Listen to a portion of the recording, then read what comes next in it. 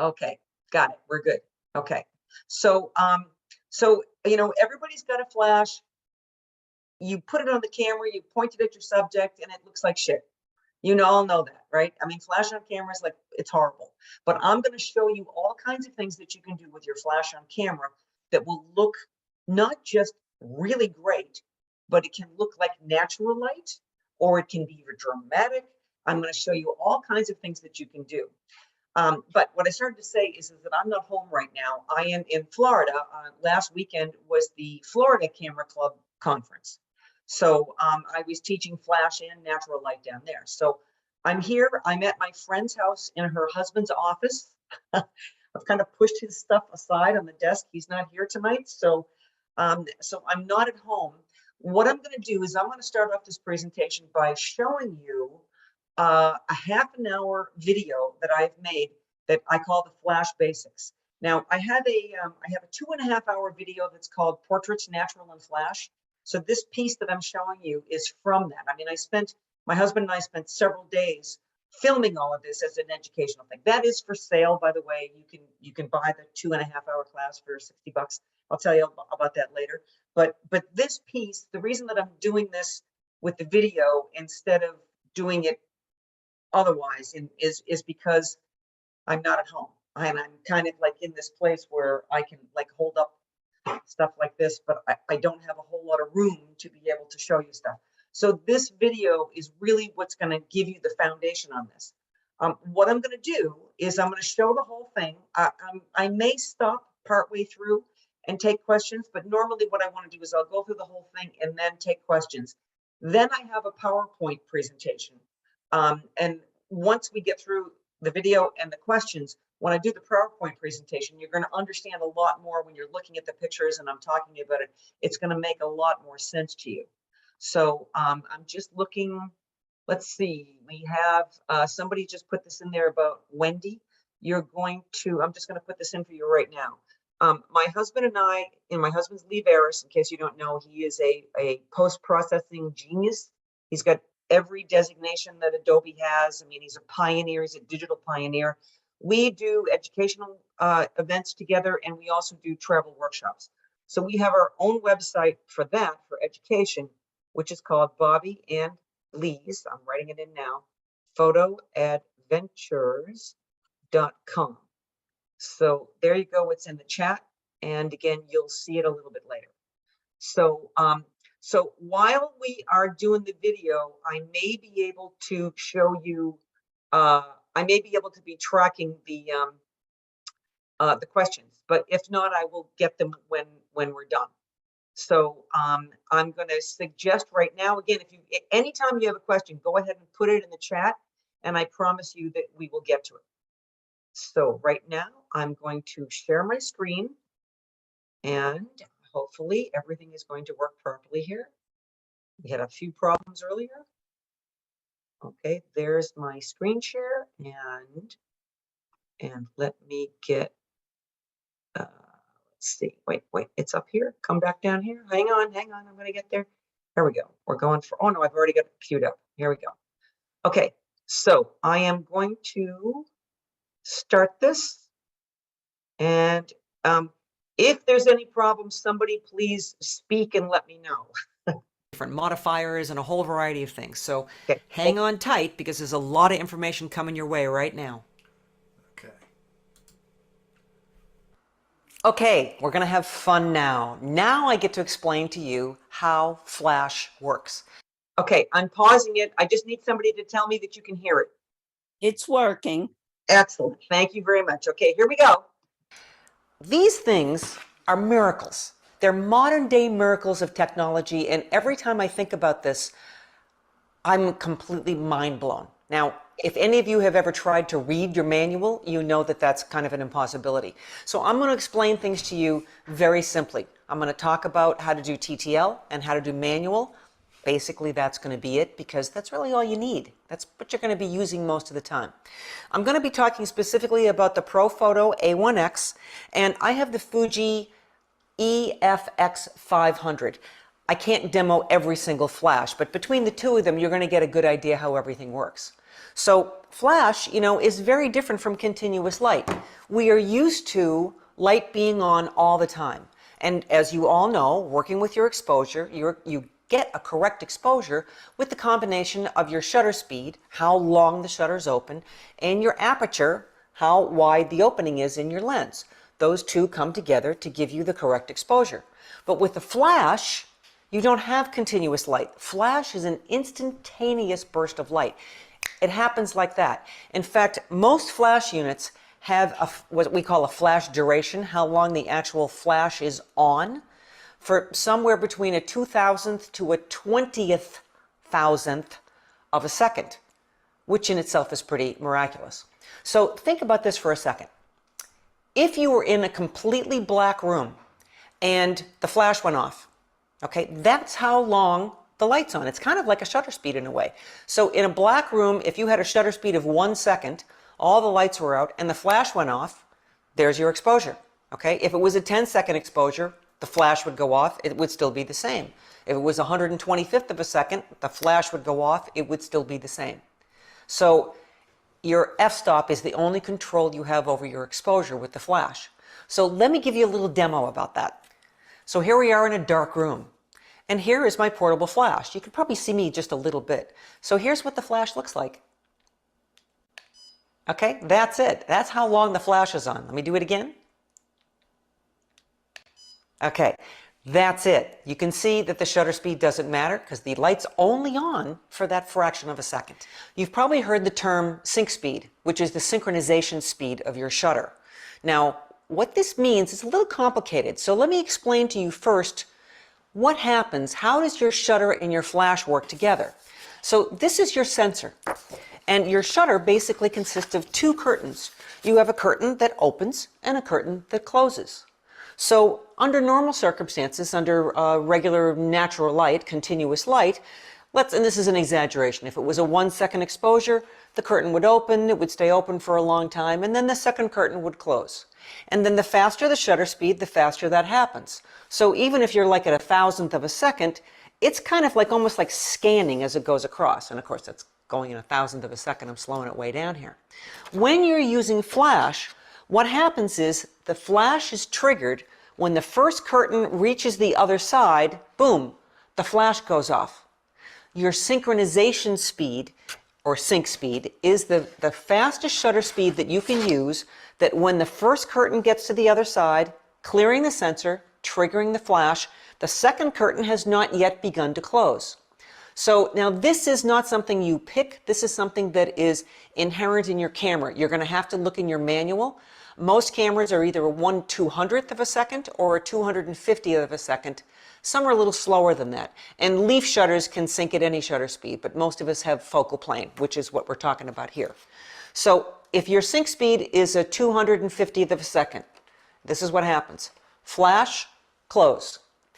If your sync speed is a 250th of a second and you mistakenly set it to a 500th of a second, this is what happens. Flash. So what happens is you're going to get a black line, depending upon how fast the shutter speed is, that's covering part of your sensor. So when the flash goes off, the second curtain is covering part of it, so you're just going to get a black line on the exposure. So what's important to know is that if you're just using your flash and you want to cut out all the ambient light, you use your sync speed, the fastest shutter speed that when the flash goes off, both curtains are cleared from the sensor. You can use any shutter speed slower than your sync speed, but you can't do faster. Okay, now the next thing that people ask me is about front curtain sync or second curtain sync. So the front curtain sync is what I just explained. First curtain gets across, boom, flash goes off. The other way to do this is a second curtain sync, where this opens up, and when the second curtain starts to move, that's when the flash goes off. Now, basically, that's useful if you're photographing a moving subject that has a light in it, but you don't know exactly when the flash is going to go off. So most of the time when I'm doing what we call the drag the shutter, the slowing the shutter speed down to pull in ambient light, I want to have the front curtain sync so that when I hit the shutter, that's when the flash goes off. So I know that that's where I'm going to get the still image from the flash on my subject, as opposed to not knowing where the camera or the subject is going to be when the second flash goes off. I would say that 95% of the time I use the front curtain sync. First curtain, front curtain, same thing. The other thing is the high-speed sync. Now, high-speed sync is how can you use your flash outside when your shutter speed has to be faster than your sync speed. Like if you sync at 250, if you want to have a shutter speed that's a 500th because it's so bright outside and you're doing a fill flash. So what happens with that, and this is a very brief description, instead of one flash going off, there's actually thousands of little mini flashes that happen. So basically what's happening is that it's kind of like this little slit, and the flash is going off boom, boom, boom, boom, boom, boom, boom, boom, boom, boom, boom, boom, boom, boom, boom, boom, boom, as it goes across. And of course that's happening in a 500th, a 1000th of a second. It's happening incredibly fast. Sorry. And the perfect time to end that segment. Sorry. Before I explain the differences between manual and TTL on your flash, I need to give you a little bit of a lesson about exposure and how it works. So here's a little phrase. It's very simple and it's common sense. But think about this for a second. Your exposure is based upon the distance and the intensity of the light source to the subject. And it's common sense. If you're closer to a window, there'll be more light on you. If you get further away, you'll be darker. If you're next to a window and you pulled the sheer curtain over it, then you'd be changing the intensity. So your exposure is going to change according to distance and intensity of light source to the subject. And this is important to know when you're going to be working with your flash. So let me give you a little bit of a demo here. Lee is going to help me out on this. We're going to turn out that light and turn this one on. I'm going to be temporarily blinded. Okay, so here I am in the light, and as I get further away, I'm getting darker and darker. Now, the camera exposure right now is staying the same. So you can see as I'm getting over here, it's dark, and now I'm bright. So that's the demonstration on the distance. But now this is what happens with the intensity. We're obviously using continuous light here. So Lee has come in and he's going to change the intensity on this. So as it gets brighter and brighter, and I'm blinded by the light. Okay, so there's the example of the intensity. Let's talk about the difference between manual and TTL. First off, TTL stands for through the lens. And what that means is that your flash and your camera are talking to one another and exchanging information. The way that that happens is that you'll find on the bottom of your flash, you're going to have all these little pins, and they line up with the receivers that are on the camera. So that is an electronic connection that is actually going to be exchanging information back and forth. So I'm going to come back to TTL and I'm going to talk about manual first. So manual means that whenever you set the power on your flash, whatever the power setting you choose, every time you take a picture, it will be the same amount of power coming out. Now, the way that you do that is that you see right here, where it's right now it says there's an M up there. This is the Fuji flash. Everybody's flash is different. So for me, I would hit the mode button and you see that the M is now lit up. And if I turn that, you can see that it went to multi, it went to TTL. So basically I'm going to go back to manual. So when you see manual, you see the power settings here. So if I see that there's a plus and minus button. If I click on that, then that highlights it. And when I turn the dial, I can take it down to half power, quarter power. I can take, for the Fuji flash, I can take it all the way down to 126th power. Okay, not all of them will do that, but almost all flashes will do it in third stop increments from full, minus a third, minus 2/3 to half, etc. Okay, so let me explain how this works. I always use the water analogy. Let's say you have a certain amount of power in here. You don't have unlimited power. Let's say that this particular flash has a gallon's worth of power.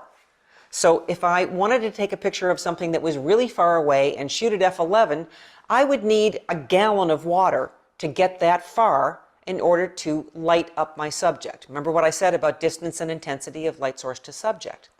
So distance, intensity, light source to subject. If I have this flash right here set up so that it is facing me and I'm lighting me on this and I have it on manual, then I am either going to need to take an exposure reading with a light meter, or I'm going to have to guess.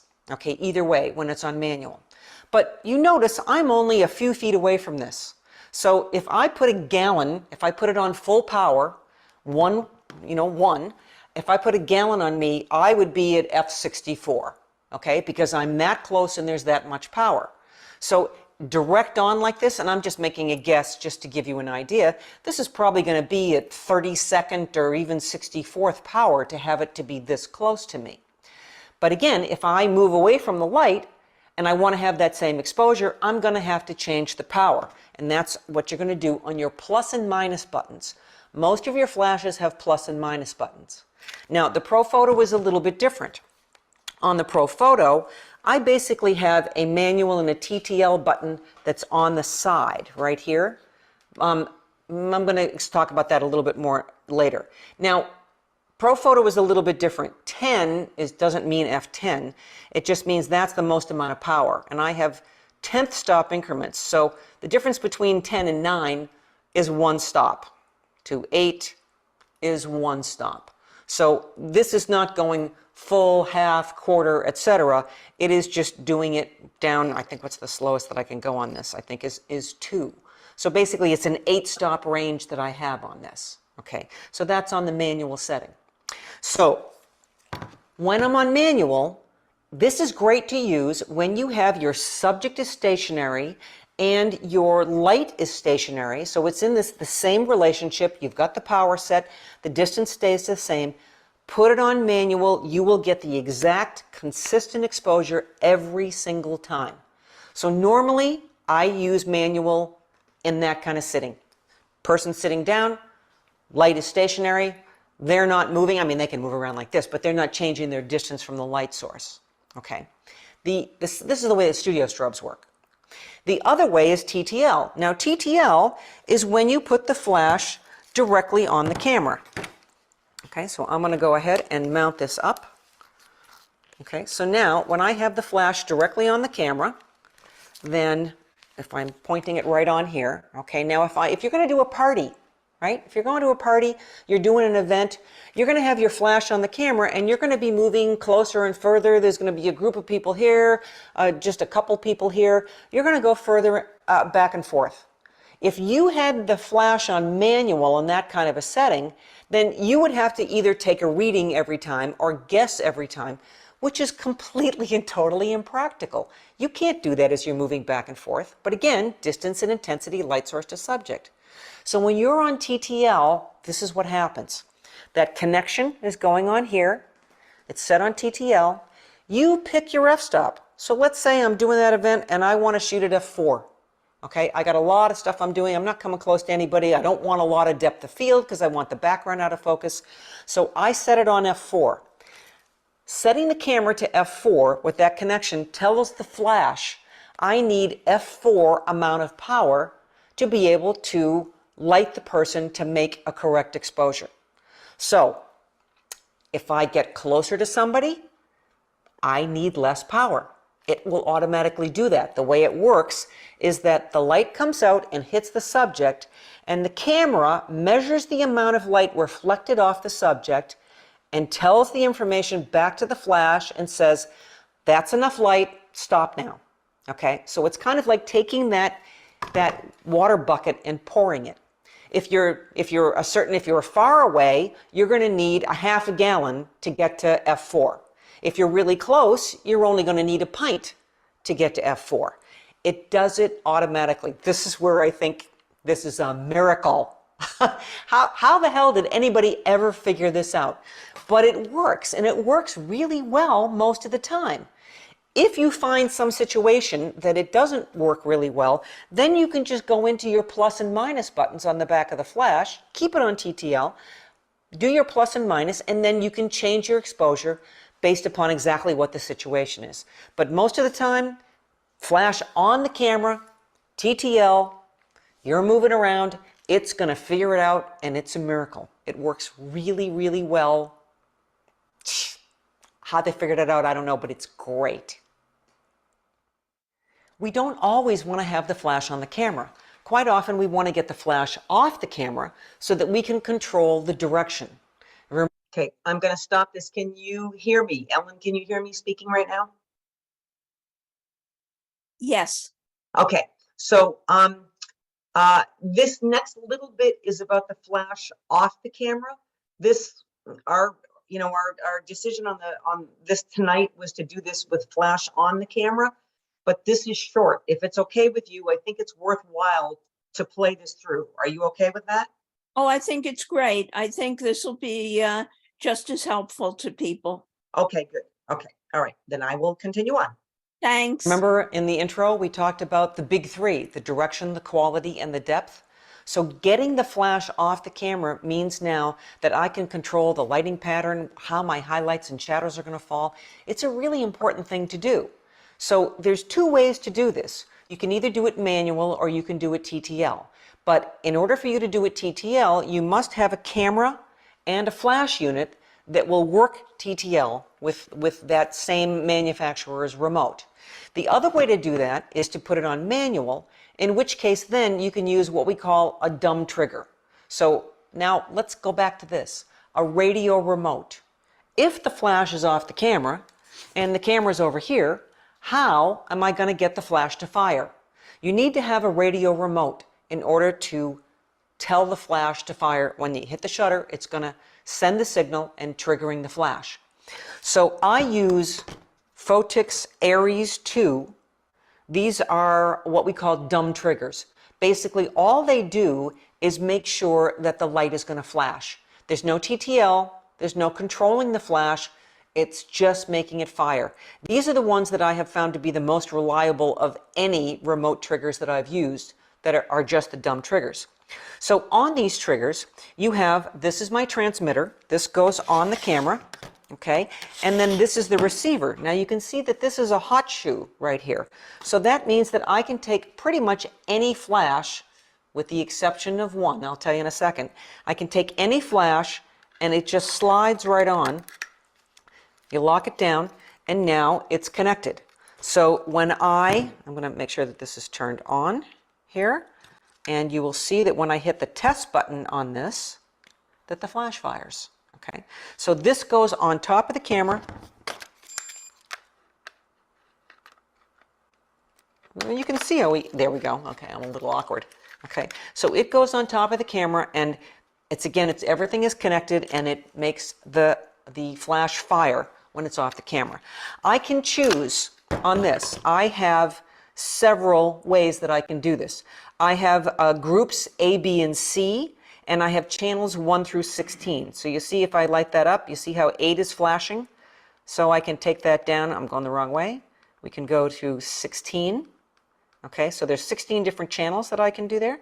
I'm going to go back to 8 because that's what I had it set at. Sorry about the focus. And I can go, see there's A. I can have 2 groups of A and B, or I can do them individually. Okay, and of course I have to make sure, this is what's on the camera, I have to make sure that I have the same setting on the receiver. Okay, now when I talk about there's one flash that this doesn't work on, almost all flashes and receivers have a center pin and a center receiver. Godox is a little bit off center, so you can't put a Godox on a Photix Aries. Okay, it won't trigger because they don't line up. So with a Godox, you can only use their transmitter. Not a big deal, but you can only use Godox. On the Photix, you could have a Nikon flash, you could have a Canon flash, you could have a Fuji flash, you could have some other flash, and they would all work on this. So you could have multiple flashes of a variety of different ones. But again, remember, this is manual only. All it's doing is triggering the flash. Now, the other way to do this is to have something that is completely talking to, for example, here's the Pro Photo. Now for the Pro Photo, this is what's called the Air Remote. This goes on top of the camera. Again, it's really easy. You just have to slide that on, and then there's a little lock button here. You lock it in place. But I want to show you here, this controller does miraculous amounts of stuff. So again, in my flash, I am going to program it, and I'll show you that. See, right now it says channel 8A. Okay, if you look at my flash, it says 8A up in the corner. So I'm going to set it here first, and I can pick A, B, C, and I have 8 channels. Okay, so there's a little button right next to that, and I just pick the channel, and I can change the channel that I want. Okay, so I'm on 8, and that's the A light. There's a B light. And if I wanted to do multiple flashes, I could have 8. I have to have the same channel on all of them, but this is 8A, and I can have another flash over here that's on 8B, because then I can control each flash individually. Right now I'm on manual. I have B selected. You see where it says energy? I can take that, I can push that, and I can increase it in 10th stops, or I can take it up or down, or if I hold it down, it will take it down a full stop. So I can change it to channel A and say I want -1 on A. I can go to B and say that I want +2 on B. So I can do any of that, plus I can turn off the head. Right now B is selected. I could turn the head off, so now if I wanted to do something, and I don't have to go to the flash unit to change the power. I can also control whether I want to be manual or TTL. So you see that change right there? Just pushing that button. Manual or TTL, I don't have to do anything to the flash, I don't have to do anything to the camera. And I also have the choice, I'm on front sync, first sync, second curtain sync, or high speed sync. So I can do all of that right from the back of the flash. And this is great. Now, as I said, normally when I have the flash off the camera, then I'm going to be on manual. But sometimes it's really convenient to have that flash. You set the flash up, you're doing something that's happening around you very quickly. You set the flash up, and then you put it on TTL, you take a picture, and if you want to adjust it, you can then just change it to manual right on the back right here, and then you can change the power and it will be consistent. So like lots of times I will have a small stand like this when I go to Venice Carnival, and I will just take this flash and put it where I want as I'm going to photograph somebody, and put it on TTL, take a shot. If it looks good, I'm ready to go. I keep going. If I think I need adjustments, I switch it to manual right here, and then I can adjust the power and it will be consistent. Welcome to my table of toys. This is a whole bunch of stuff that are all light modifiers. These are the things that we use to change the quality of the light on our portable flash.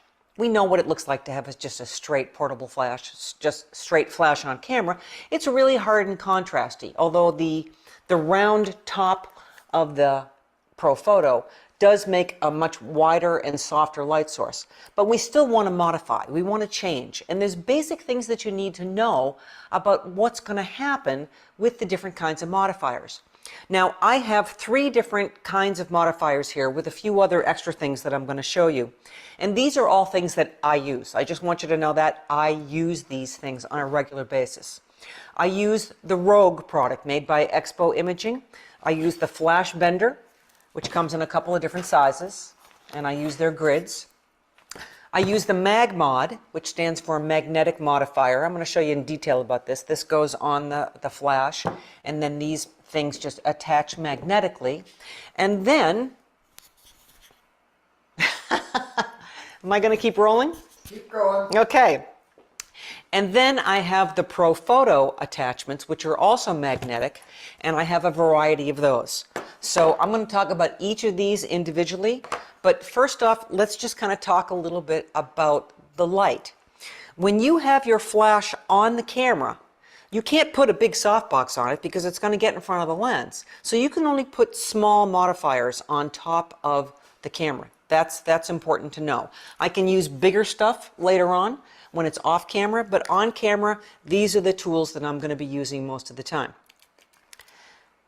There's 2 things that you need to know. You have directional light and you have light that spreads. When you use a flash bender, okay, and again, I'm going to show you how to do this, but I'm going to pull that off. When you have something that is white and large like this, the light is going to bounce up into this and it's going to spread. When you bounce light, it spreads. Also, the larger the light source, the softer the light is going to be. So putting a little tiny cap on top of your flash doesn't really do a whole lot. The larger the light source, the better it's going to be. So each one of these tools has different kinds of uses. This is a spreader. So this is, if you're using just the straight flash and you want this light to give you huge coverage. You know, most flashes will cover with your auto zoom setting, they will cover about 25 degrees, a 24 millimeter lens to about 105, maybe a little bit longer than that. If you're using a wider angle lens and you need to cover 20 degrees or 16 degrees, then you need something to spread the light. So with the ProPhoto, that's what this is. It's not a diffuser, it's a spreader. This is important. Conversely, most people have this. You've all got this. Forget about this little white card. Okay, you see this? Everybody thinks that that's a diffuser. It's not a diffuser, it's a spreader. It doesn't diffuse the light. It takes it to 16, 18 degrees. It spreads the light way out. You only want to use this if you really need to do that. Don't leave that down all the time, because remember what I said about talking about water? All right, so if I want to photograph somebody with a 105 millimeter lens, I only need to see this much of it, right? That's my angle of view. So therefore, in order to get to, let's say, 5.6, I need a quart of water, okay, to just cover that. If I have this pulled down, if I have this diffusion screen pulled down, what it's doing now is it is spreading the light from here to here, okay? So now I need a gallon of water because I'm watering everything from here to here, yet I'm using a 105 millimeter lens, I'm only photographing that area there. So I'm putting light in all kinds of places that I don't need it. Well, that takes a lot more power, which means I'm going to have a slower recycle time. So that's a really important thing to know. Don't use this spreader. Don't use the spreader unless you absolutely need to. Oh, sorry, there's a little gap here. Bear with me for 1 second. I just noticed this the other day. I know there's more here. Hang on. Flash off camera. There we go. Okay, bear with me. It will be coming right up again. I think that actually my husband sent me a corrupt file. Okay, here we go. And now there's no sound. Okay, bear with me for a sec. That's all the way up. Great, no sound. When you have the flash off camera, Sorry. you now have the opportunity to use much larger light modifiers, which are certainly going to give you a better quality of light. Remember what I said about the size of the light source really does make a difference. The larger, the better. This is one of my favorite tools. This is the Westcott Rapid Box. Okay, it says Rapid Box on here. Now, this is a silver interior, and you see that there's a baffle in here. So the light mounts in, and it bounces into the back of this deflector, is what it's called, and it bounces back into the parabolic-shaped octa. It's a gorgeous light. It's really beautiful. It's got a little snap to it because of the silver interior, and you can also put a diffuser on it. This is all very easy to do. It just pops right on. And you can see this is a 26 inches? 26 inches. So that's a pretty good sized light source. That's a beautiful headshot, but you can still use it for other things. Now this is called the switch system. So if you see right here, you see that there's a circle back here. This is specifically for the ProPhoto because it's got the round head. You can get another plate that is rectangular. So if you have a rectangular shaped flash, it'll work on that. And this just slides in. I just pushed this away so that you could see. So that's going to go in here. And I just push this right in so it goes right into here, shining right at that deflector and then bouncing around. This is fantastic. And also this whole thing folds up and goes into this bag. Okay, so for traveling, this is great. I can bring a really good sized light source with me and put it in a bag that's only this big. That's fabulous. So this is the Westcott Rapid Box. Now, I'm going to get to the ProPhoto stuff. So now, this is the ProPhoto. ProPhoto just came out with this attachment this past year. This is really cool. This is a heavy-duty metal, and what happens is that the flash mounts right here, just like everything else that they do. It's all into one thing, goes right there, just locks in place. So now you can see that my flash is mounted in there. But let me explain something to you. ProPhoto makes fantastic modifiers for their off-camera flash system. So this is the 2-foot octa. So you can see the size of that. And all of ProPhoto is, it's universal. This size that they have of this ring, it goes on all of their heads, the D1s, the B10s, on everything. But obviously this is too big of a hole to be able to mount onto the portable flash, onto the A1X. But now with this attachment, I can just take this, I slide it right on. It'll be very secure. And then, they have a spring system here, so I lock that in place. And now I can use a 2-foot octa with my portable flash. This is fantastic because they make great stuff. This is another one of my favorites, which is the 1x3 strip light. So you can see that. So now I can put my flash into this. So this is fantastic. It's quite a brilliant new addition, and gives me a whole new range of options for really high quality light modifiers. Can you tell I'm a fan? Yeah, I love this stuff. Different Okay, modifiers and a whole variety of. okay. All right, let me come back. I'm going to stop the share and come back. Okay, so let me answer questions now. I see that there's the one in the chat I have here is the second curtain sink is rear curtain sink. Yes, that's it. But if you have a question, please unmute yourself. No Thanks. question? You answered my question. Thank you. Ah, okay. I'll go ahead and ask. Does Yes. the concept of the rear sink, like in what you were demonstrating with the two cards, does that play for the mirrorless camera? Or is that only for like the DSLR? Oh, it's for everything. Okay. That's the shutters work exactly the same, so it doesn't make any difference whether it's a mirrorless or not. Okay, great. Thank you. Okay. Bobby, I actually have another question Okay. about the rear curtain sink. I Yep. recently took a workshop with a pretty famous guy in New York, and he told me that I should leave my camera set and flash set to rear curtain sink all the time. But apparently that is not the right thing to do. No, not at all. There's rear curtain sink is for a very specific thing, and there is no reason for you to be leaving it at rear curtain sink. As I said, I'm going to show you some other stuff about what we call dragging the shutter. It's using the slower shutter speed to pull in the ambient light in the background, and then you can shake the camera, zoom the camera, do other things. If you were doing any of that with the rear curtain sink, as I mentioned earlier, you wouldn't know where your subject was in the frame when the light went off. So, it's unless you have a very specific thing. I'm going to show you some still images now, but I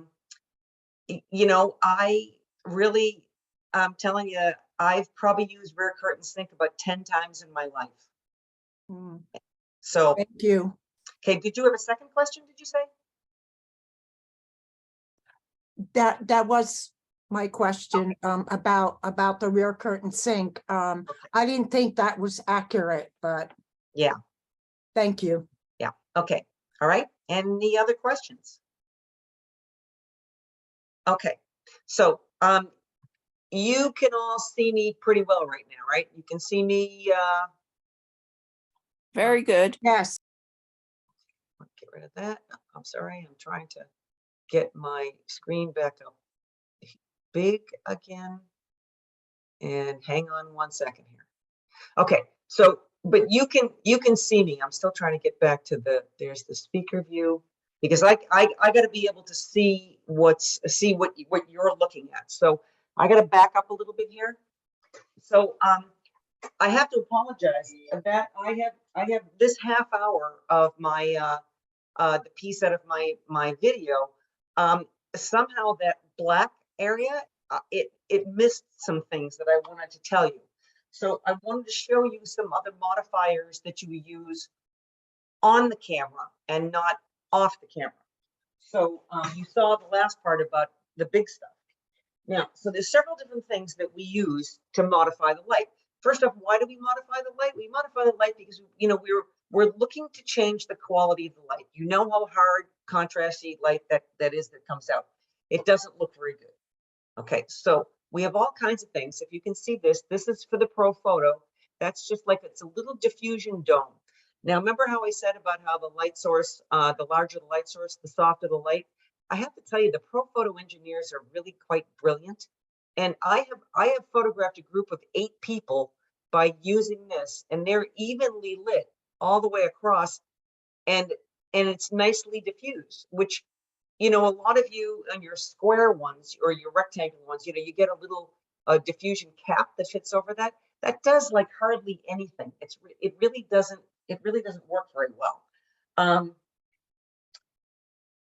So let me show you this because I have this already put together. This is I got to back up a little bit again because I know that I'm very tight. This is the flash bender. I've got the Pro Photo one here.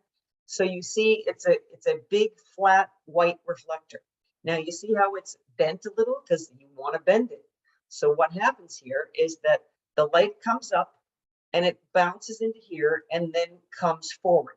Now, when you bounce light, especially against white, well, if it's against white, it's going to really soften it down quite a bit, but it's also going to spread. It's going to cover about 120 degrees, maybe even a little more than that. So that means with a flash bender like this size, I could light 5 people full length with this, and it'd be beautiful, soft, gorgeous light. You have to be careful with this because if you have it mounted on the camera and if you bump it and it goes down like this, well, now the light is coming down. Instead of lighting the person, it's lighting their feet. So you have to kind of watch out for that. And also, if you notice here, I'll bring it in a little closer. You see how this is mounted up to the top? You don't want this to slide down. Of course, I have this on here really tight, so I can't show you how to slide it down. See, if it comes down like this, and then you see how the top of this, now I'm only going to be lighting up a small area of this instead of lighting up the entire thing. So you got to be a little bit careful with this. This is just attached by, there's a little clip in here, and then there's Velcro straps to tighten it. This is really a beautiful quality of light source. I really like this a lot. So when you bounce light, you're going to get a spread, and it's going to be soft. Now, I'm going to show you the companies that I work with. I work with Rogue with the flash bender. I work with MagMod, and I work with the Pro Photo stuff. I have tried every flash attachment that anybody has ever made over the past 30 years, and these are the ones that I use. There's some other things out there that every once in a while somebody comes up with something, but a lot of stuff I find kind of cheesy or it doesn't work really well. So this is the Pro Photo. This is called the soft bounce. So if you look at this, I'm trying to show you so you can see it's parabolic.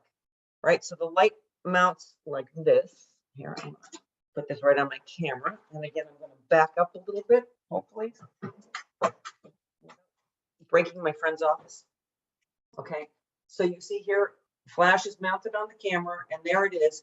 So it goes up and it spreads out. And since it's parabolic, it has a little bit of a wraparound. It's kind of like an umbrella in a way. And this is a beautiful light. Now, if you're closer to somebody, it still is going to be a very nice, beautiful light for the face, but because it spreads out so much, not as much as the flat one. The flat one will send out about 120 degrees. This will cover maybe 70 to 80 degrees. But if you back up, you can still light full length with this. And it's beautiful. Again, this is the Pro Photo. Now, I got to show you this because the MagMod means magnetic modifier. And here is your attachment. This is kind of like this weird little, let's see, I'm in this office in somebody else's house. I put this up here so you can see things. Okay, so it's this little black thing. It goes like this. It's got heavy duty magnets in it. So this isn't really designed to go on the Pro Photo because it's designed to go more for a rectangular. So it's really kind of hard to put on because it's very heavy duty. So I can't hold it up and do this at the same time. So I'm going to put this on, and then I'm going to show you what happens. I think I'm gonna be able to put this on. Bear with me as I struggle with this. As I said, it's not really meant for round heads, although I think that they have come out with one now that will go on a round head. Come on, baby, get on there. It's the reason that they make this so strong is so that nothing will fall off. I'm telling you, I'm having a hard time here. Bear with me. Bear with me. Don't leave me. I can't do it. I can't get it on this. But the way that this works is that once this is on, it spreads out, and these magnets are really heavy. And then MagMod makes something similar to the Pro Photo. You see, it's still kind of a similar shape, but the light also goes through this. This is going to kind of like light up the room. It's also going to suck up a lot more power. I prefer the Pro Photo over this, although this still is a very, very pretty light. It's white, it bounces, it spreads, it's gorgeous. And these have magnets in the bottom. And normally when I do a demo on this, I put the attachment over the flash, I put this on, and then I pick up the entire camera. I mean, that's how strong these magnets are. It works really, really well. The next thing that I want to show you with the MagMod is that this is called it's a dome light. Okay, so and you can see the size of this. It's all diffused. The light, again, it mounts right on the flash, and the light comes out and spreads everywhere. Okay, and this is, again, great for group shots. It's good for fill flash. It's a very, very nice quality of light. And then the last thing that MagMod has, or that I'm going to show you now, is their grids. Now, with the grid, you're not changing the quality of the light. All you're doing is changing the coverage of the light. So, normally a flash covers 24 millimeter lens. It spreads out all like this. So if you want to concentrate it and make it like a spotlight, they call it a grid spot, like a theatrical, like a light that's in the theater that just comes down and there's a spotlight, then you can use this. Now I'm showing you this so you can see that there's like the grid pattern in there. And what Pro Photo does is that there's two, if I can put these two together, one has bigger holes than the other. Oh, please tell me that I got, yeah. This one's a 20 degree, covers 20 degrees. This one covers 10 degrees. And when I put the two of them together, it covers 5 degrees. So that means that I can make like a little spotlight. So it, like, if I'm looking at my face, again, it depends upon how far away you are. From here to here to here for coverage. Again, you're going to see pictures of this in a few minutes. And again, for the Pro Photo, this is all magnetic. It just pops right on there. I just took off one and there's the other. So, so those are your main tools. You're looking for something to bounce. This is the flash bender is going to give you your widest coverage. Then you're going to have your shells like the MagMod or the Pro Photo. Okay. And then you're going to have your dome diffusers like this or like the Pro Photo one. And then you have the grids. So you've got the grids, and Rogue also makes some grids. Rogue, make the flash bender. They also have some grids, but I actually don't use those anymore because I love these ones that the magnetic ones that just pop right on the Pro Photo.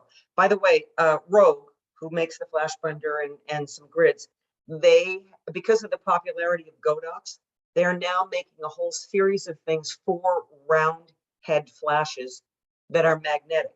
So with the Rogue product, you now can get grids from them. You can get a dome from them, which is about the same size as this one. And you've already got the flash bender. So you've got those kinds of things. Plus they have gels.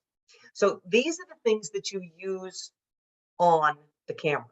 Okay, as I said, you can't use a big softbox when you're on the camera because first off, it's heavy and it's going to fall over and it's going to get in front of the lens. So, you've got to have these smaller tools, but they work great. I mean, they really work tremendously well. Okay, I think what I want to do now, does anybody have any questions about that? Because I want to show you the PowerPoint with pictures in it. Any other questions? Okay, I'm going to go back to sharing screen and I'm going to hit that. And then I'm gonna hit this. Okay, I need you to tell me, do you see this, my opening slide? Yes, Okay, great, thank you. Okay, so let me get on to this, portraits with flash on camera. Okay, you heard me mention this in that little video. There was a whole other intro before we got to that stuff that I just showed you, that half-hour video. But we talk about, this is some weird buggy thing. Am I still here? Ellen? yes. Okay, good. The big three aspects of light Okay, is up. excellent. Okay, I keep getting these little flashes that come up and say that a Zoom is quit. Okay, direction, quality, and depth of light. The direction of light is where is the light source placed in relationship to the subject. So therefore, where are you placing your highlights and your shadows? That controls your lighting patterns like split light, Rembrandt light, loop light, and butterfly light. It also goes towards the mood. You know, if you have more light on your subject, it's going to have a brighter feeling than if you have like a split light, which means that it's half in shadow.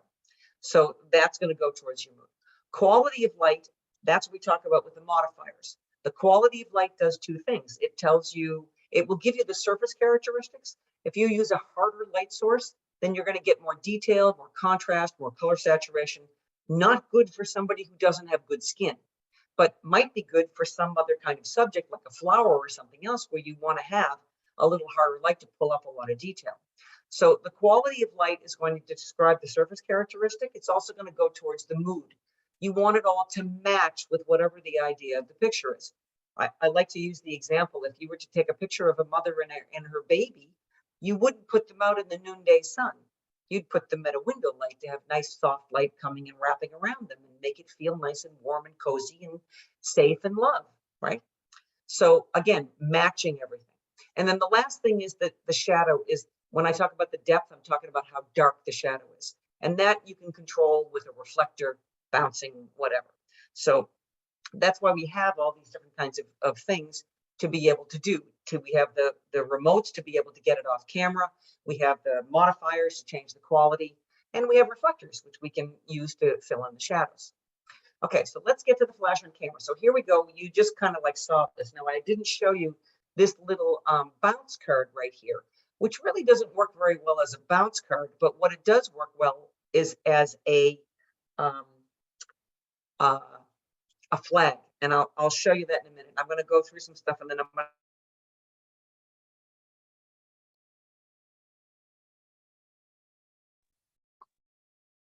okay, am I still here?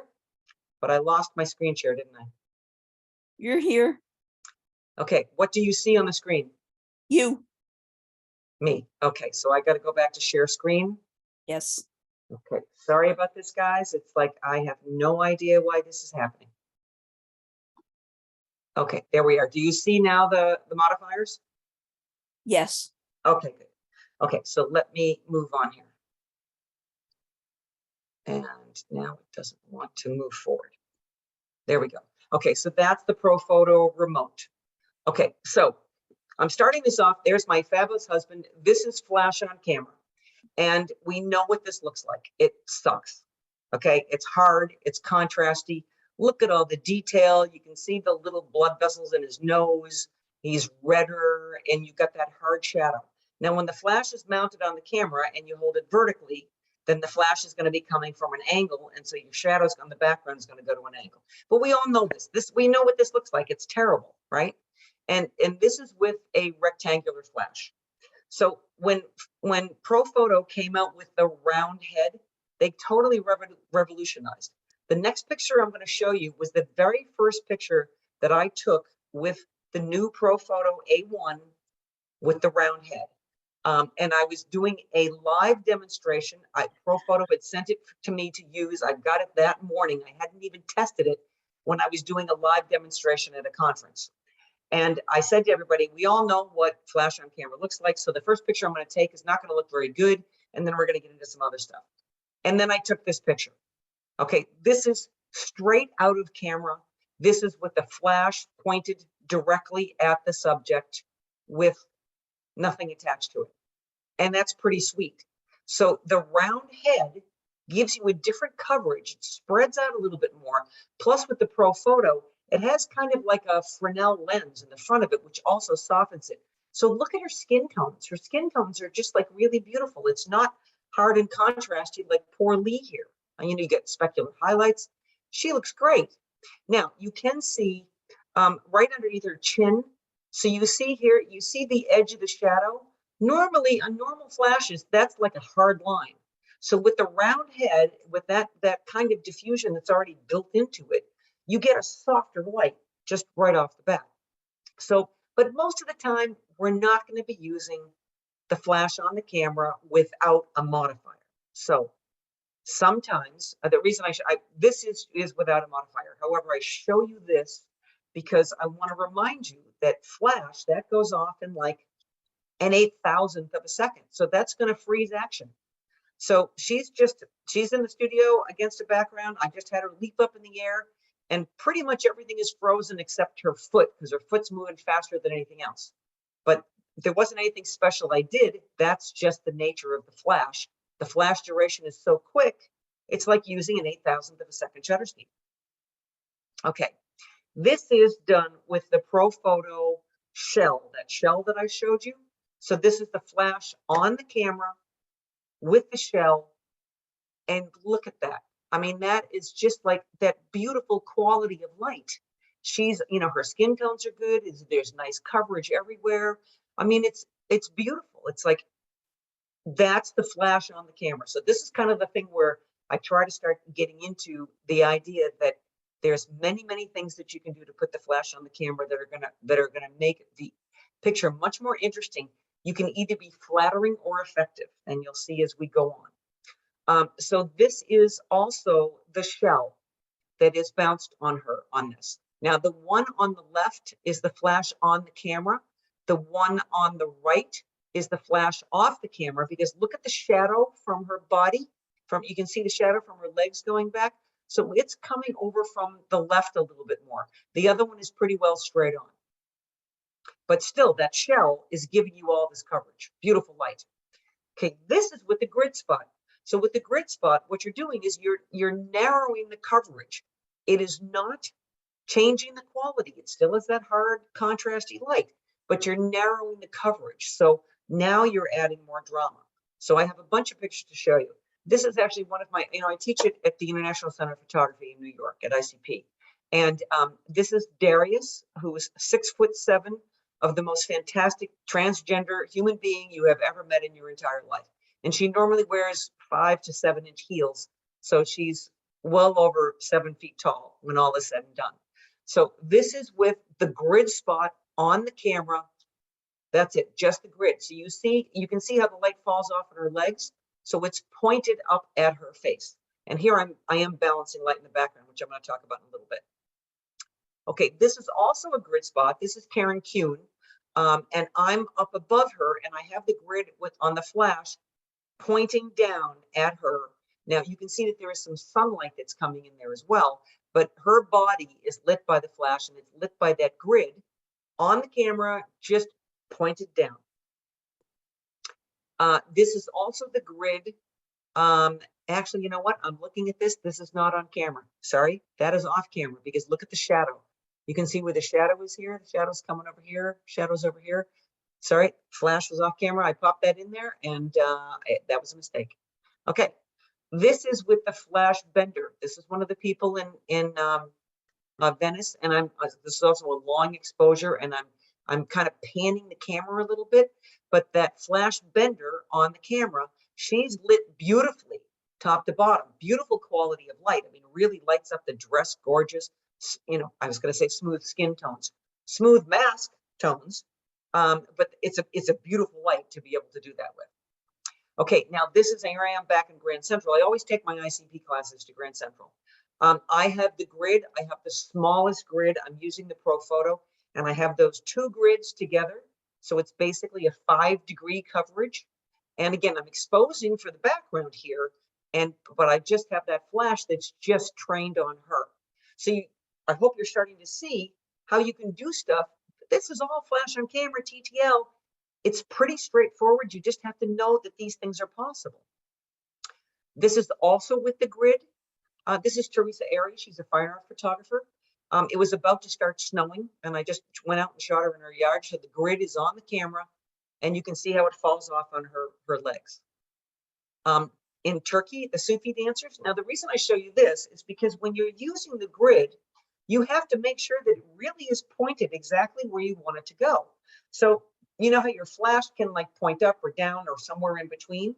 So this was my first picture with the Sufi dancers, and it was pointed straight. And of course, the brightest thing in the picture is around his waist. It really needed to point up a little bit more, so I had more on his face and less on his feet. And unfortunately, they kept moving around. And after I took this picture, I then pointed the flash up a little bit, and I never got them back in the same position again. So I still really like this picture, but the flash is not pointed exactly where I want it to go. Okay, now, again, this is flash on camera. I am on the ground. I have a grid spot on there. I'm holding the camera vertically. So when you hold it vertically, then the flash is going to be off to the side, and I'm looking up. So I'm kind of monster lighting them because I'm on the ground looking up, but it's also coming a little bit more from the left because I'm doing a vertical shot. I hope you understand that. If you're shooting a horizontal shot, then the flash is directly over the lens, so it's coming straight on. As soon as you turn the camera, then the flash is not over the lens, it's next to the lens. So it'll be more directional. Now, again, there's a little bit of zooming going on here. I'll talk about drag the shutter in a minute. This is also using the grid. Now, let me explain something about when we go to Venice. We always go out there before dawn. The customers know that the good photographers are going to show up before the sun comes up, and they're going to bring their lights. They're going to use flash on camera or off camera. So the customers have a tendency to hang around these light poles, right? You see them standing right under here, but I hate that because first off, if you're just taking a picture of them, then you have a pole between them. Plus you have the light coming from overhead on them, and you have your flash. So you're mixing the two light sources together. It's not very good. So if you pay attention to this, you realize that I've pulled them in front of the light stand. So the light is actually behind them. Now my flash is on the camera. I have a narrow grid, and I've angled it a little bit to hit her more than her. So it creates the illusion that she's lit by the street lamp when she's not. They're both lit by the grid, but she's in the center of the grid. I've turned it on the camera. Okay, this is also the grid on the camera. Now, it's pretty well straight on. And in this case, I probably could have just done it with flash without anything on there, but it still is just the grid. It's concentrated just a little bit more. And this is also balancing to the light in the background. Okay, this is a ring flash. A couple of things to show you. Now, I don't have a ring flash with me, but the ring flash, probably most of you know, if you do any macro work, you probably have one. It circles the lens. So what that means is that it's completely flat. It's totally on axis. The light sees the subject the same way that the lens sees the subject. So you will get that, you'll get the red eye because it's going to go straight in. And in this case, this is another drag the shutter. I have Christmas lights hanging from a stand, and I'm shaking the camera during the exposure. This is in a dark room. It's about a 1 second exposure, and I'm shaking the camera. So those little spots of light of the Christmas lights become squiggly lights. Okay, now another thing that Magmod makes, they make a thing called a Fresnel, and it's a long throw. So what it's meant to do, it's like for people who want to shoot birds, it's like it's got a lens and it's got like a long bellows to it, and it concentrates the light and makes it go forward instead of spreading out. So, but because it's got that lens on it, you don't lose as much power as you would if like you put a grid spot on. So you can see it's kind of spooky on the horse because it lights up the horse's eye, but I'm quite a distance away. We teach at the Florida Birding and Photo Festival in St. Augustine the third week in April. This year, I believe it starts on the 19th of April. It goes from Wednesday through Sunday. And they do horses on the beach at dawn every day. And Lee and I always do like 2 of those. So we work with the people who own the horses and the equestrians. It's just an amazing event. But anyway, this is done with the Magmod Fresnel. I think it's a Fresnel lens, but I think they call it a long throw. So this is also done like that. So if I didn't do this, they would be more silhouetted. So I have to fill them in this case. So same thing here, I'm using that same lens. And you know, you're pretty far away when you're going to photograph the horses running through the water. Otherwise, you're going to get splashed with salt water, which is not a great idea. And then one more, this is a pan. So I'm using a long shutter speed and I'm following along with the direction of the horse. The flash goes off and you can see that he's frozen and most of the horse is frozen. But of course, the legs are going a lot faster and it's probably about a 15th of a second shutter speed. And the camera's moving the entire time. So there's the pan. Okay. So that was all flash on camera with the light pointed at the subject. Okay. So before I go any further, I see a couple things in the chat. How do you use a ring flash for macro? Well, actually the ring flash was designed for macro because it's right around the lens. So if you're photographing something very close, then, and the lens has got the light attached to it, then it's going to fill in the light on your macro stuff. And how far away can you be when using the mag mod? Well, again, that depends. It depends upon what f-stop you're shooting at, how far away you are, what your modifier is. Like you wouldn't, like on the horses that I just showed you, you wouldn't use the bounce on that because the bounce, it's got to come and bounce and then it's going to spread way out. You wouldn't have enough power to be able to do that at any distance, which is why they made that Fresnel long throw so that the light would be concentrated and go forward. Okay, so let me get out of that. And so now I'm going to go on to this. This is one of my favorite things to do. Bobby, Okay. I'm sorry. Can I ask a question? Yes, absolutely. The girl that you photographed with the Christmas lights in the background, Mhm. you No, said that's a macro shot. It's a ring flash. the girl with the Christmas lights? Right. Oh, okay. Okay, so it's not what I was saying, a ring flash. A ring flash is something that attaches to your flash, and it's a ring. It circles the flash. And it was originally designed for people who were shooting macro, because when you're shooting really close to something, you don't have any room to put a light anywhere. So the ring flash was designed to, it attaches to the front of your lens, but it doesn't cover the lens. It attaches right to the outside of your lens. So the light is directly straight on. So if I can go back to that. So she's lit totally flat. Okay, this isn't a macro shot. I was saying that the ring flash was originally designed for macro, but now you can get them attached for 2400 watt second pro photos. It's used as a fashiony, edgy kind of a thing, but it was designed for macro originally. Does that make sense?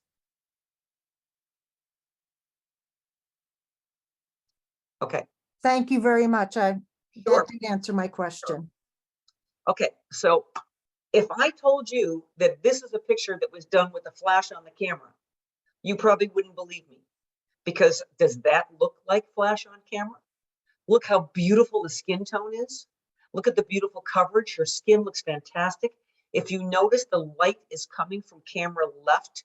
We've got some shadowing on the right side here, which means that the light is coming and wrapping around. It's showing off the form, giving you dimension. This is the simplest thing in the world to do. All you have to do is take your flash and instead of pointing it, it's on the camera, instead of pointing it at the subject, you point it at a white wall. And if you don't have a white wall, you can put a reflector on a stand and you can point it at the reflector. Now, remember what I said about bouncing light?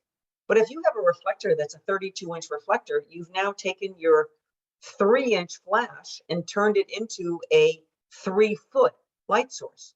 If you have a white wall, you've turned it into an 8 or 10-foot light source.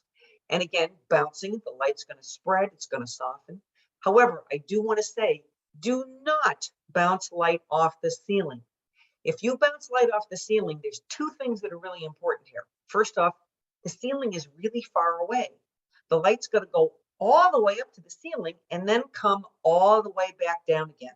By the time you do all that, you're going to be shooting at f2 or 2.8, or you're going to have to take your ISO way, way, way up. But the most important thing about this, why you don't want to do this, is that the light comes from above. Yes, you may soften the light, but now you're going to have shadows under the eyes because the light's coming from overhead. So it doesn't look very good. So I want to show you a couple of pictures here. That is bounced off of a white wall. This is bounced off of a white wall. So right here, this is in the studio at ICP, and they stupidly designed this thing to lay down all your seamlesses. You know, seamlesses should stand up straight because they lay down for a long time, then they squish, and then they get all wrinkly. But again, I want you to see, you see how there's a shadow here? There's a shadow around the side of her nose, on the side of her face. So I'm bouncing off the white wall to camera left, and it's lighting her up beautifully. And also you can see the light fall off a little bit. It's brighter over here. And as you get over to the camera right side, you see it gets a little darker because of course, light's gonna fall off. But I'm still, the flash is on the camera, pointing at a white wall on TTL. It's gorgeous. Same thing here. This is in Venice. Now you see, if you're looking over here in this little alleyway, you see it's all gray concrete walls. Okay, you see that there's a wooden door here. Just to the right of the wooden door is more gray concrete wall. So I have the flash on the camera. There's no modifier on it when we're doing this. You don't need to put a modifier on because you're modifying it by bouncing off something. It's on the camera. It is pointed at the wall to the right, onto the camera right side. And look, she is evenly lit, top to bottom. Beautiful quality of light because it's spreading to give you good coverage, and it's bounced, which is softening. It's gray, it's not white, but that's fine. If I tried to bounce off of that brown door, the wooden door, then everything would be warm and it would also absorb more light. So, you know, light gray or white or even cream color can work great. But again, this is all flash on camera. Just point the flash at something else, a white wall, a reflector, a gray wall, and leave it on TTL and it will work beautifully. Same thing here. Lee and I lived in Situate, Massachusetts for a while, and these are the people who used to cut his hair. And they were redoing their website, and we said, hey, let us come in and do your portraits. So this is all done with my flash. I have a 20 by 30 inch piece of white foam core board. You know, all know what foam core board is. You can go into Staples and buy a piece of 30 by 40 or 20 by 30, like poster board, right? It's clamped to a stand. The flash is on the camera, but it is pointed at that piece of foam core board because there wasn't a white wall in there. And it's TTL. And all of the light that you see in these two pictures is from my one portable flash on camera. There's no available light in here at all. I'm shooting at a 250th of a second, which is my sync speed. Whatever the ambient light was in the room is underexposed by 4, 5, 6, 7 stops. So all the light that you see right here is from the flash, bounced off of a reflector or a foam core board. I just clamp to a stand. So, you know, a stand is going to cost me 20 bucks. A piece of foam core is going to cost me $5 or $6. A clamp is going to cost me $3. And I already have my flash. It's on the camera. I can make beautiful portraits like this, which also light up the room. You see the light falls off a little bit as it goes backwards. And it doesn't cost me anything. I don't need anything fancy. This is it. And it looks gorgeous. Same thing here. Now I'm going to tell you here, it's the same idea, but I wanted you to see because when I was working with these, this was a big company and I had to photograph 20 people in one day.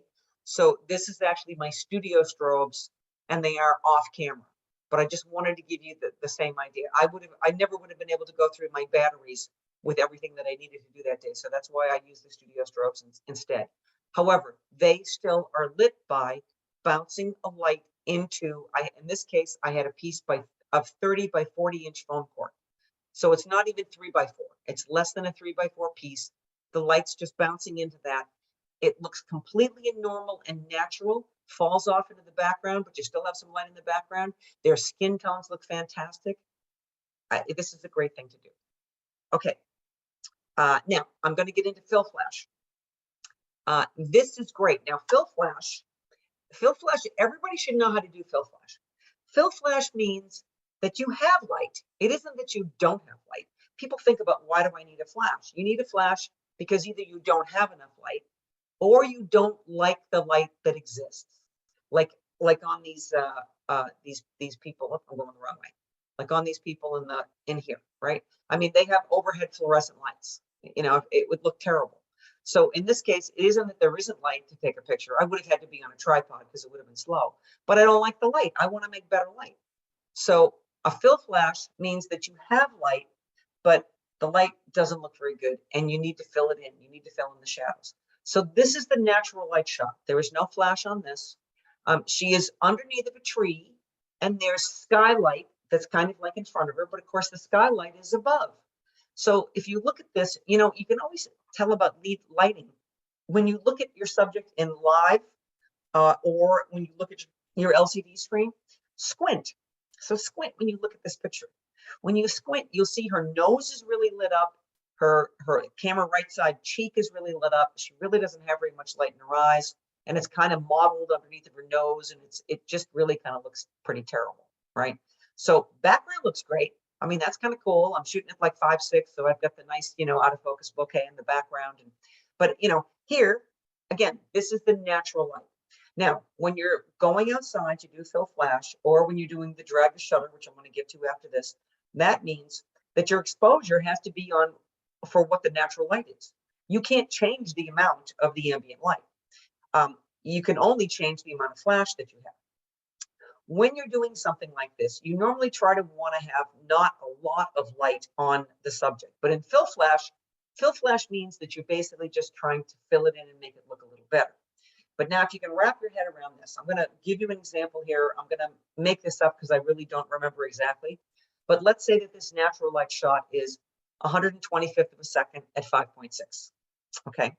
So now I have that amount of light. I have 125 at 5.6 amount of light.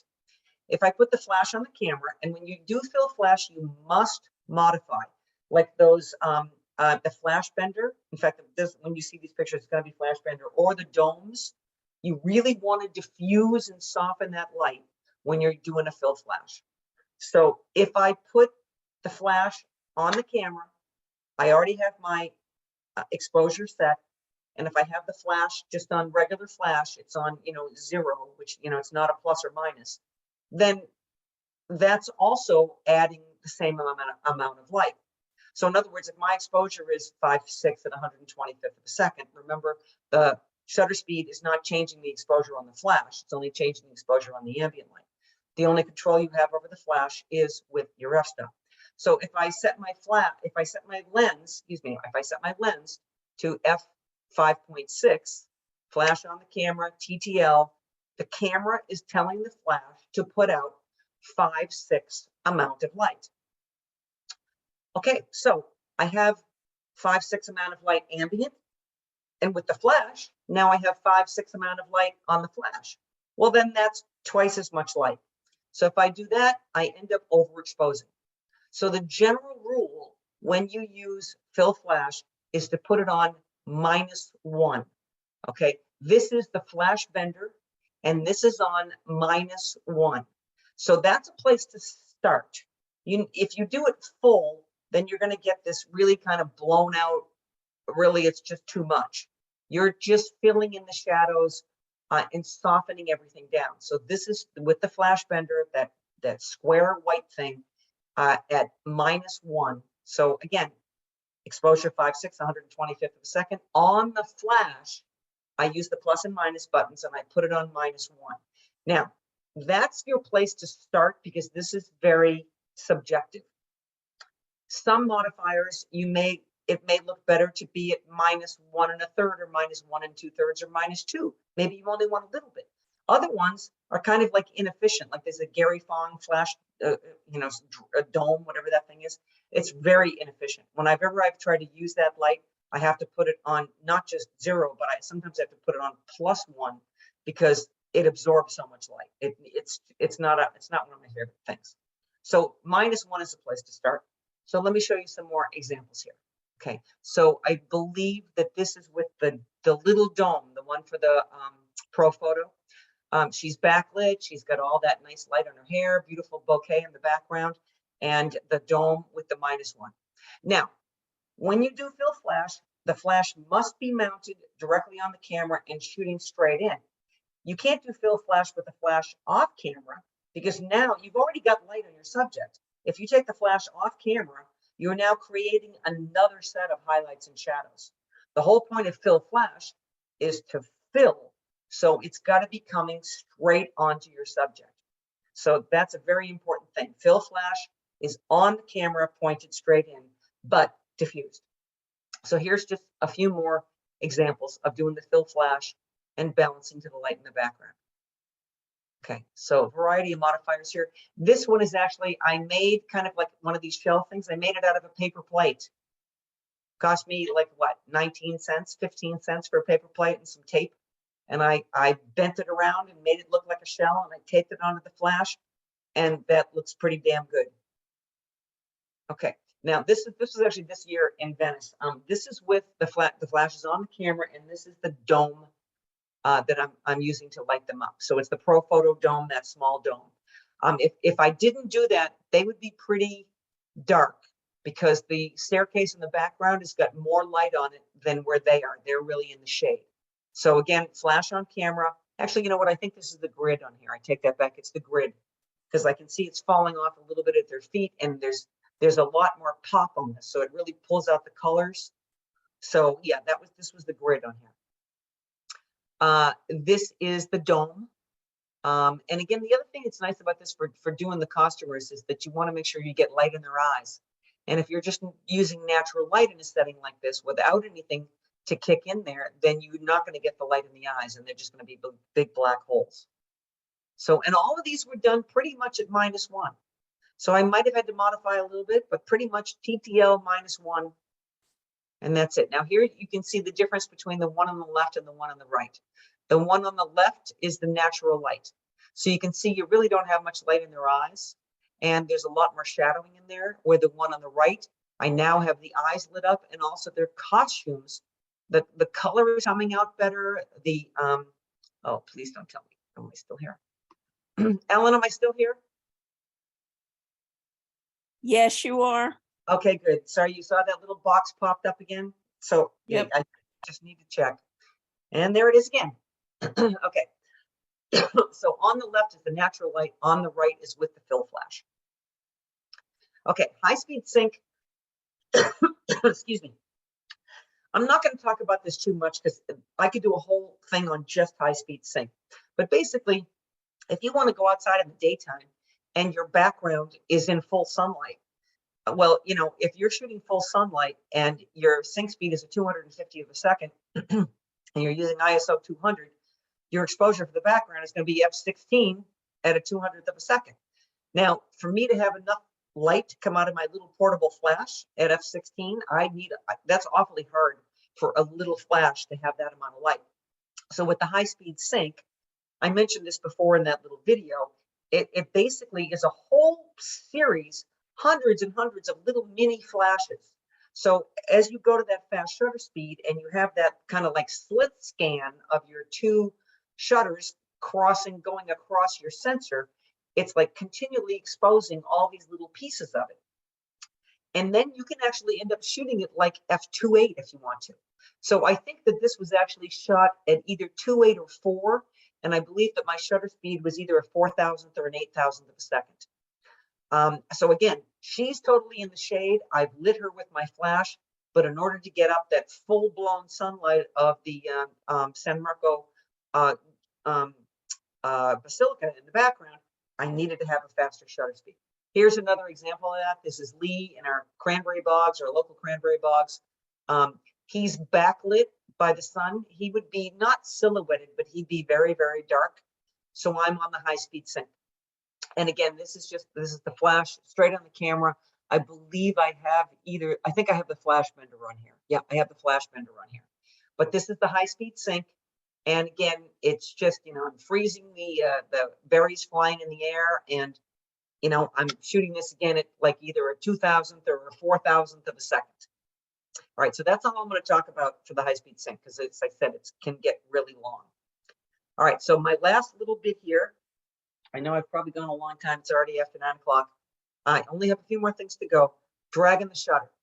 Okay, dragging the shutter. Now, you've kind of seen this all the way along, but this is what I need you to understand, is that when you're dragging the shutter, or it's called balancing light, you're mixing your ambient light and your flash.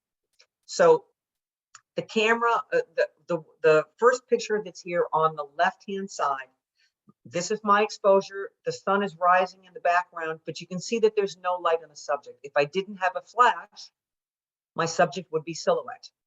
Okay, the one on the right, it's exactly the same exposure, but in this case, I now have the flash, and the flash is on. You can see that this is a vertical shot. You see that the light is coming from the left-hand side and going to the dark because it's vertical. So in this case here, the flash is on the camera. I believe I used a grid spot again.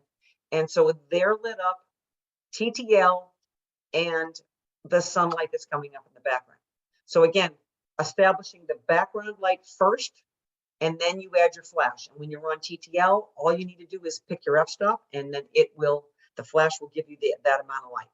Here's the other way to look at it. The one on the left, my shutter speed was 250th of a second, which is my sync speed, which means that the background is dark. I can't light the sky with my flash. So here, the flash is on and she's lit, but I have nothing in the background. The one on the right, I now have slowed my shutter speed down. Whatever f-stop I picked, if I'm shooting this at f4, I just have to come down. I have to bring my shutter speed down slower and slower until I'm going to get light in the sky. Now, there's no like perfect exposure here because it's your background can be a little lighter, can be a little darker. It depends upon what you like. Now you see here that there's blur in the background. There's blur around the edge of her. So when I talk about dragging the shutter, the special techniques, what I'm doing is either shaking the camera, zooming the camera, spinning the camera so that the strobe lighting the person or the flash lighting the person is freezing them, but the ambient light is getting some blur to it because I'm shaking the camera. So again, you saw this picture before. Here, I'm not shaking the camera at all. This is just balancing light. And this was really early. I remember this was a ½ second exposure. I'm not on a tripod because the background, if it's not in focus, it doesn't make any difference. And I'm wide angle here. So that's really not that important. Okay, so here's the example of this technique. I've got 4 pictures here, all exactly the same exposure. This one, I am holding the camera still. I have the grid spot on here. You can see that his legs are kind of silhouetted. I've just got that theatrical light. It's just on his face. I'm balancing to the light in the background on Grand Central. And there's people moving in the background. So you can see that they're blurring back there. But here I'm holding the camera still. On this one, I'm zooming during that exposure. Now, in order to do these techniques, I've been doing this for many, many years. I have discovered that the best shutter speeds to do this zoom, shake, spin are somewhere between an 1/8 and a 15th of a second. You may go down to a 1/6 of a second or up to a 20th of a second, but it's going to be in that range. If you go to a faster shutter speed, like a 30th, there's not enough time to zoom the lens to get the background to blur. If you go down to a 1/4 second, now you may have too much time and you're going to end up with all the lights, the zooming going through them instead of being separated from them. So this is a zoom, and if I recall correctly, I think that this was a 15th of a second. This is just shaking the camera. So I start shaking the camera and then I hit the shutter. By the way, when I go back and do this, I lock the focus on the subject, either by using back button focus or by pressing, halfway depressing the shutter and holding it. And then I will start to zoom before I hit the shutter, but continue to zoom. You don't stop zooming. I start really wide. I start to zoom, hit the shutter, that has the flash go off, but I continue zooming and that keeps everything still moving. Okay, this is the spin. So now I'm spinning the camera during the exposure. And here's another example of a zoom, just a different person. Okay, so this is another zoom. It's kind of like a zoom and a shake. So instead of me trying to hold the camera fairly still for the zoom, I'm shaking it or spinning it even a little bit at the same time so that everything gets all kind of wild and squiggly. Same thing here. I was trying to show off, what happens in Grand Central Station. Everything is like, people are busy, it's moving, there's chaos, and she's just sitting on the floor looking at her phone. So I focused on her, and then I'm zooming on the background and letting everything just be really chaotic. This is an example of using a car. So I'm panning the camera here. And again, I'm using front curtain sync on this. And I am pre-focus because I know where the car is going to go on the road. So I can pre-focus on that spot. And then I wait for a cab to come. And I look at the cab from a distance away and I start moving the camera. And then when they're right in front of me, that's when I hit the shutter, but I continue to move my hand. So I'm continuing the zoom. You actually kind of hit the shutter right before you think they're going to be fully in the frame or in the center of the frame. Because if you wait until you see it just there, by the time you hit it, your brain sends the signal to your finger, it'll be gone. So you gotta anticipate. You know, I gotta tell you, there's a lot of trial and error with this. You gotta do it a million times. You know, if I get 2 good shots out of 10 or 15, then you're doing well. There's no exact way to do this. This is, again, I'm not dragging the shutter here, I'm holding it still, but in this case, this is one where I went to a faster shutter speed because I wanted the background to be darker instead of, this is not a correct exposure. The background is 1 stop underexposed. So it's, let's say if my correct exposure would have been a 30th of a second, then I've set it at a 60th of a second to make the background go darker, which again, that doesn't affect the subject because the subject is lit by the flash, not by the background. Okay, and now we have some more zooms. All of these are flash on camera and almost all of them are done with the grid on the camera because I'm really just trying to light up the person or part of the costume, not the whole thing. Okay, again, these are all zooms, flash on camera. Here I've got a really tight grid so you can see how much it falls off. It's really just concentrated on her face and a little bit underneath of her, and then it just falls off under that. And there's a little bit of zoom, so you see there's some clouds in the background that have just given a little bit of a spread to this. Okay, so those were the pictures. Now, here is, since you're going to have this in your presentation, so you've got all this, but I just want to tell you, you know, the bobbylane.com is my regular website. Hasn't been updated in a couple of years, I'm embarrassed to say.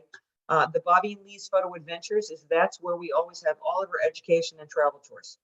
I mentioned to you earlier that I have the Portraits Natural and Flash, which is a 2.5-hour video class, $60. Again, if you just go to the Bobbi and Lee's Photo Adventures, you can find out everything else that's underneath of this. Neighborhoods of New York.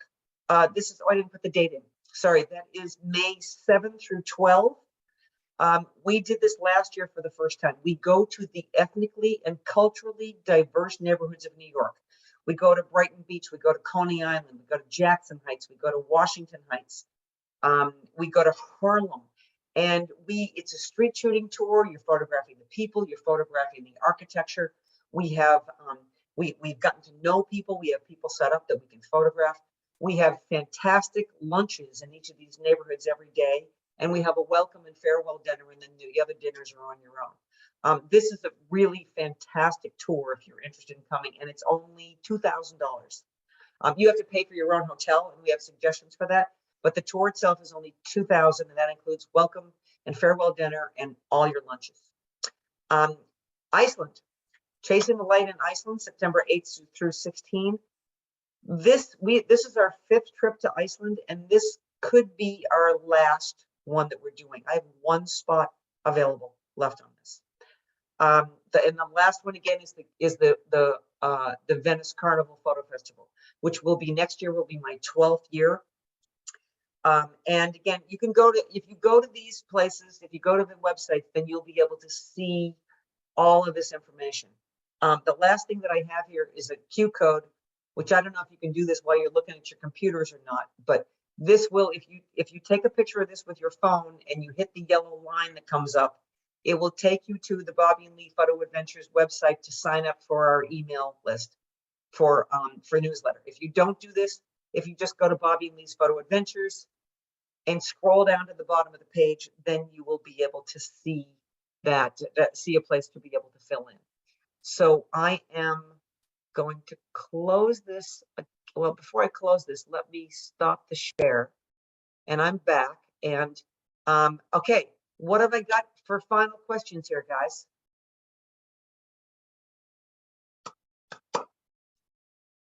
Really? You know it all now? That's great. I don't have a question. I can make an observation. I also have the mag safe, and that thing is the hardest thing to get on the flash. Yeah, Really. But Yeah. but once it's on there, it sticks, man. Nothing's gonna Yeah, come off. agreed. Yeah, I have a question. yes. I guess I should turn the video back on. There you go. If someone does a lot of macro shooting, what would you recommend in as a flash? You're, I don't know, because it's not really about the flash. You're gonna have to find whoever has a flash that has a ring light. Not all manufacturers make ring lights. So what camera do you have? What flash do you have? I have Canon cameras. Okay. I believe that there are some ring flashes out there that you can get different sizes for your lens. Yeah. So I think you're just going to have to Google it.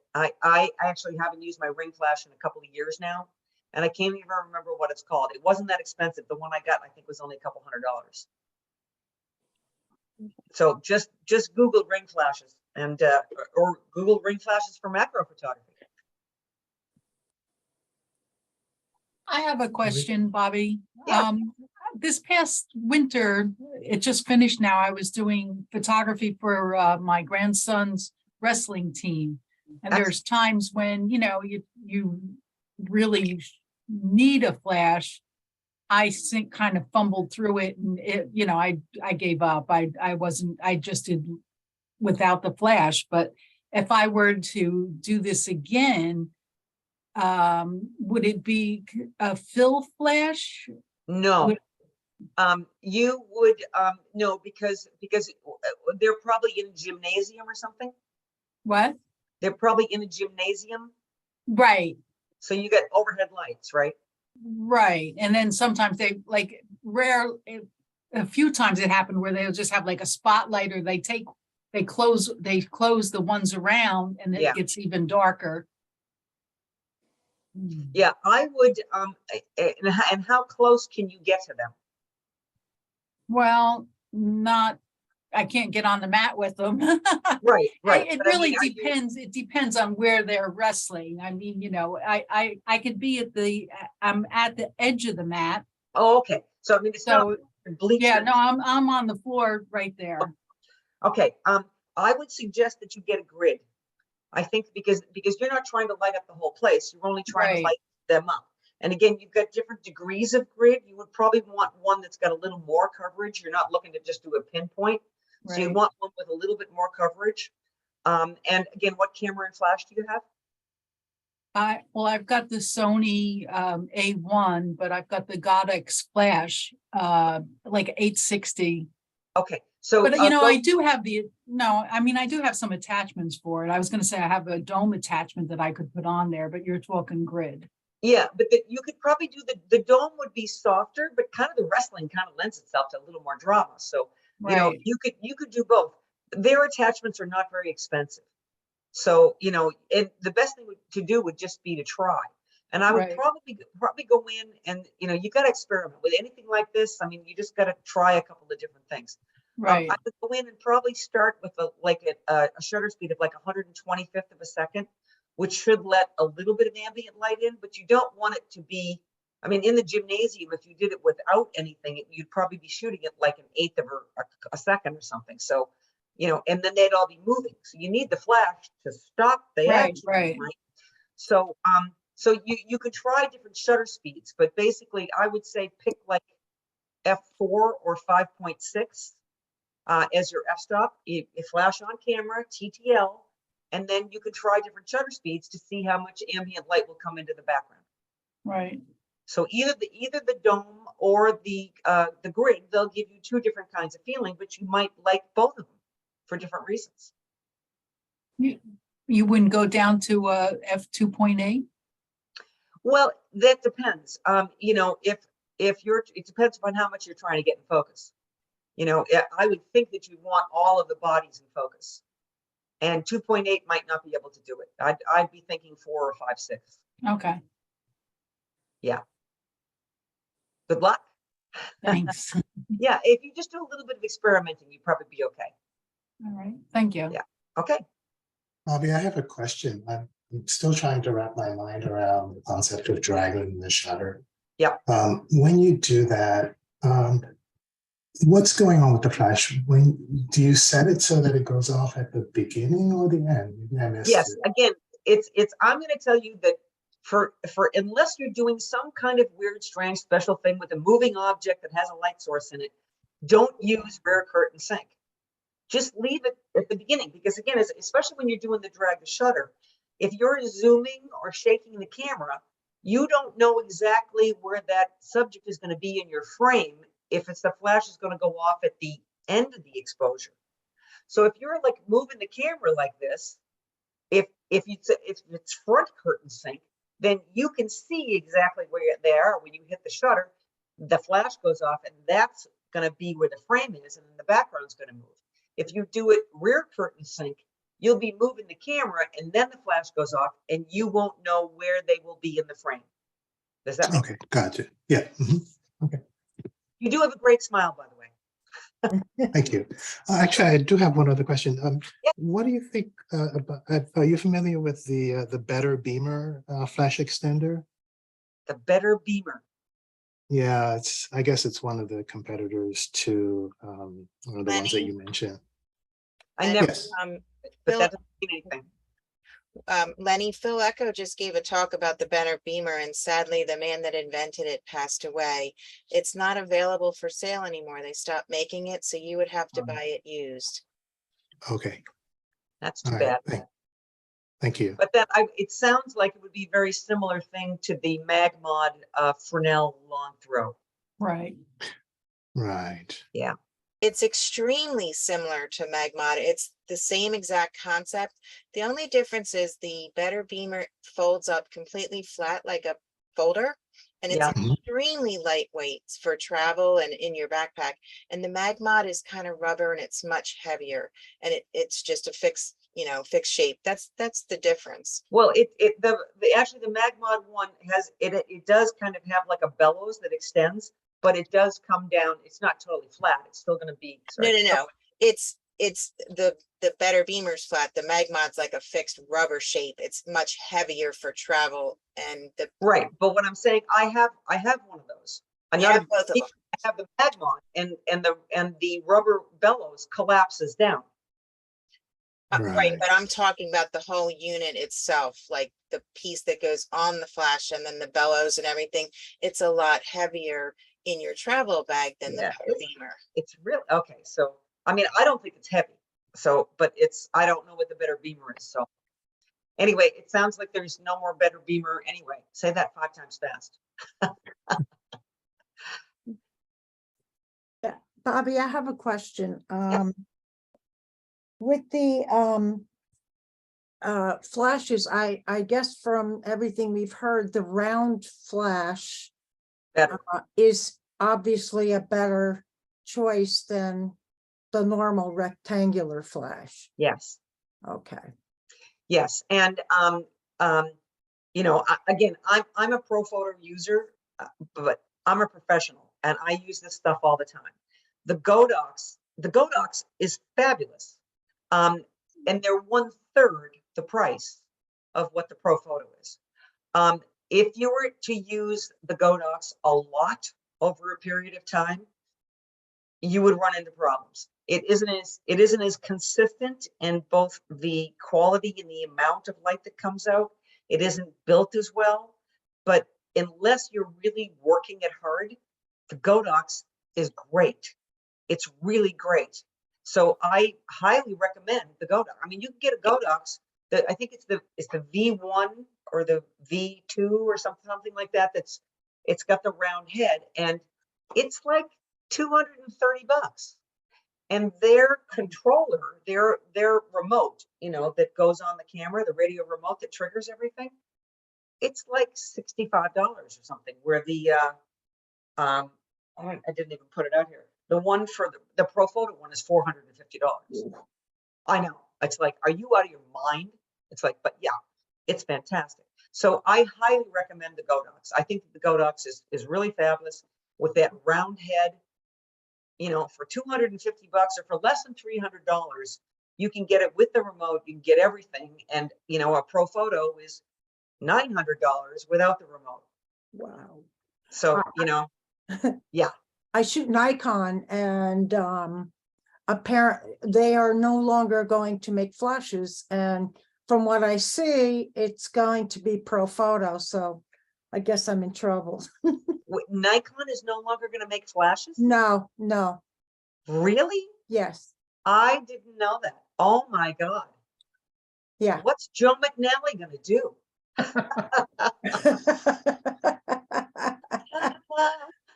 Yeah, according for the last since August, it seems that they stopped manufacturing flashes and they've gone into an agreement with Pro Photo to make their flashes. Well, they've been making flashes for Pro Photo makes flashes for Canon, Nikon, Fuji, Sony, and Olympus. So, you know, like I mean, you know, a Pro Photo flash, there is no Pro Photo camera. So they have to make Right. it for a manufacturer. So, you know, I have a Pro Photo flash for Fuji. Right. Joe McNally is going to get a Pro Photo flash for Nikon. Right, but they're going to actually manufacture the entire units for Nikon instead You of mean, and brand Nikon will no longer manufacture their own flashes. Pro Photo is going to make the flashes for Correct. Nikon, still call them Nikon? This is what I see on the Okay. rumor site. All right, I'm gonna find out about this. Okay. You really piqued my interest here. I mean, this is, Okay, okay. big news. Thank It's you for out there. It's out there. yeah, thank you. Thank you for telling me that. Okay, anybody else? I have kept you a really, really long time. Oh, this is great, though. Thank you for hanging in with me. For those of you that for those that left already, they will be able to get the recording of this. So it's been great to see you all and to meet you all. And Bill, is Bill still here? I'll see you next year, Bill. Maybe we'll see you before. My camera's off. Hey, There you. you go. Maybe I'll see you soon. Maybe I'll see you before next year. Yes. Oh, this is great with so much information. Great. I'm It glad. was very useful. Thank you. I need one Yes, more it was very piece of helpful. Thank you. information from you What do you need? after we get off. If Oh. you can email me your address. Oh, yes, I can do that. Okay. Little business there. Yeah, Bobbi, bye-bye, this- Bobby. Um, Wonderful This was show. Thank you so fantastic. much. Thank you very much. Thank you so much, Great Bobbi. This presentation. was great. This was These are- awesome. Thank you. Thank you. A Okay. lot of great information. Good night, everybody. Yeah. Good night. Good night.